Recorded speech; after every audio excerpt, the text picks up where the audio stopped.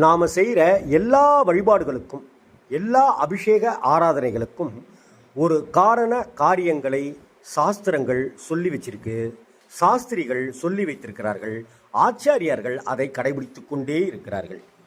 சுவாமிக்கு பல நறுமணப் பொருட்கள் கொண்டு அபிஷேகம் செய்கிறது வழக்கம்தான். இன்னும் சொல்லப்போனால் ஷோடச அப்படின்னு சொல்லுவாங்க. 16 வகையான அபிஷேகங்கள் செய்யணும்னு சொல்லப்பட்டிருக்கு. அப்படி அபிஷேகம்லாம் செய்கிறாங்க. ஆனால் கடைசியாகத்தான் சந்தனத்தால் அபிஷேகம் செய்வதை வழக்கமாக கொண்டிருக்கிறார்கள்.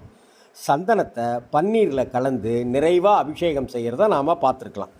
அதாவது சந்தனத்தினுடைய நறுமணம் சுவாமி மீது இருந்துக்கிட்டே இருக்கும். அதாவது எல்லா திரவியங்கள்னாலும் அபிஷேகம் செஞ்சுட்டு கடைசியாக சந்தன அபிஷேகம் செய்தால் அந்த சந்தனத்தினுடைய நறுமணம் சுவாமியிடம் கலந்து சுவாமி அகமகிழ்ந்து போயிடுவாராம், சந்தோஷமாயிடுவாராம் அந்த நறுமணத்தின் மூலமாக.